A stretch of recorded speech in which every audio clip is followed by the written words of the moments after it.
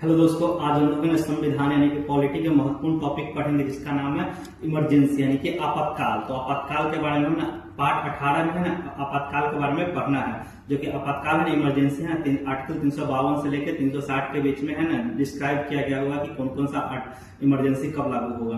तो हमारा जब इमरजेंसी है ना जब हमारे देश में संविधान के अनुसार चलाना असंभव हो यानी कि संभव नहीं हो तो हम आपातकाल लागू किया जाता है। यह 3 परिस्थितियों में आपातकाल लागू किया जाता है। एक तो होता है आर्टिकल 352 के अकॉर्डिंग यानी कि बाह्य आक्रमण यानी कि एक्सटर्नल एग्रीगेशन के कारण राष्ट्रीय आपात लगाया जाता है। उसके बाद दूसरा आता है 356 आर्टिकल यानी कि है ना राज्य में संवैधानिक विफलता के कारण है ना राष्ट्रपति शासन लगाया जाता है, उसको कहते हैं 356 आर्टिकल। लास्ट में एक थर्ड आर्टिकल इमरजेंसी आता है जो कि आर्टिकल 360 के अकॉर्डिंग जो कि है ना वित्तीय इमरजेंसी होता है जो कि फाइनेंस इमरजेंसी कहते हैं।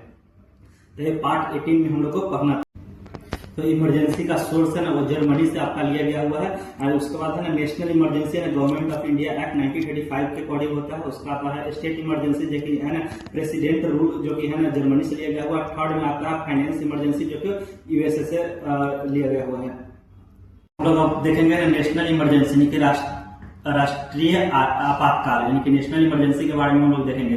तो ये आर्टिकल 352 के अनुसार यदि देश की सुरक्षा में कोई खतरे या कोई भी क्षेत्र संकट में ग्रस्त हो उस समय है ना राष्ट्रपति है ना राष्ट्रीय आपातकाल घोषित कर सकता है। इसका 3 आधार होता है यानी कि राष्ट्रपति जो हमारा नेशनल इमरजेंसी लगाता है उनका 3 आधार होता है। एक गृह युद्ध होता है, एक दूसरा होता है बाह्य युद्ध और तीसरा होता है यानी कि सशस्त्र विद्रोह के कारण। तो यह प्रधानमंत्री के सलाह पे राष्ट्रपति के द्वारा है ना घोषित किया जाता है यानी कि इमरजेंसी है ना प्रधानमंत्री के सलाह पे ही राष्ट्रपति करता है घोषित। यह 1 महीने तक रहता है। इमरजेंसी 1 महीने तक रहता है। 1 महीने के अंदर में दोनों सदनों से स्वीकृति लेना अनिवार्य होता है। यदि स्वीकृति मिल जाती है तो 6 महीने तक इमरजेंसी रहता है। 6 महीने के बाद फिर से है ना स्वीकृति लेना अनिवार्य होता है। इस प्रकार अनिश्चित काल तक इमरजेंसी रह सकता है इमरजेंसी। आपातकाल की घोषणा है ना यानी कि समाप्ति है ना घोषणा राष्ट्रपति के द्वारा की जाती है। इसके अलावा लोकसभा के कुल सदस्यों का 1/10 सदस्य है ना यदि है ना आपातकाल खत्म करने के लिए ना प्रस्ताव पास करता है जो 14 दिन के अंदर में है ना पर चर्चा की जाएगी, बैठक बुलाई जाएगी और यदि लोकसभा के सदन में है ना बहुमत से पास हो जाएगा तो आपातकाल वापस ले ली जाएगी। आपातकाल के प्रभाव यानी कि इफेक्ट ऑफ इमरजेंसी क्या क्या होता है उसके बारे में देखेंगे। अनुच्छेद यानी कि आर्टिकल 353 के अनुसार है ना राज्य सरकार है ना केंद्र के निर्देशानुसार है ना कार्य करती है। राष्ट्र सूची पे कानून बनाने का अधिकार है ना वो होता है केंद्र के पास चला जाता है।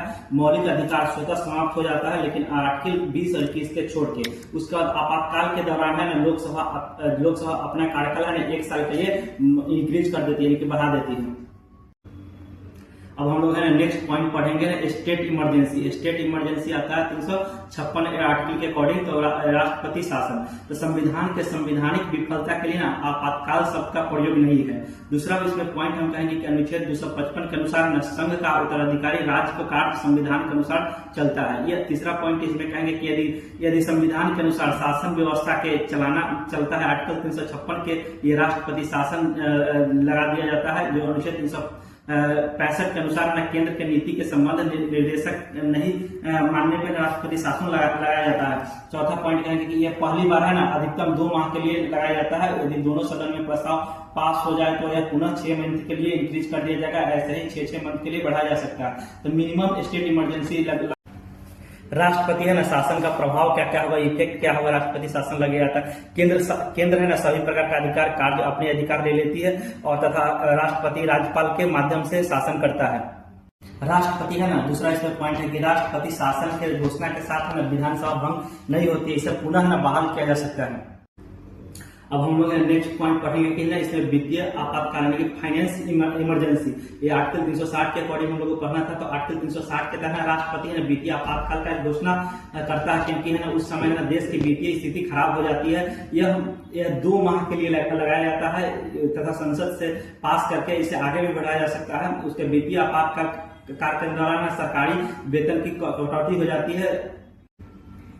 फाइनेंस वित्त आयोग कमीशन यानी कि फाइनेंस कमीशन के बारे में हम लोग देखेंगे। इसमें आर्टिकल 280 के अनुसार है ना राष्ट्रपति का वित्त आयोग की है ना स्थापना करता है। इसमें एक अध्यक्ष में 4 सदस्य होते हैं। इसके कार्य केंद्र है ना एवं राज्यों के बीच में ना संबंधों का बंटवारा करता है, संसाधनों का बंटवारा करता है। इसमें यह भारत के संचित निधि से दिए जाने वाले है ना अनुदान निर्धारण करता है। अब तक है ना 16 वित्त आयोग की गठन हो चुका है, जो कि 16वें गठन है ना वित्त कमीशन हुआ है। डॉक्टर अरविंद प्रगड़िया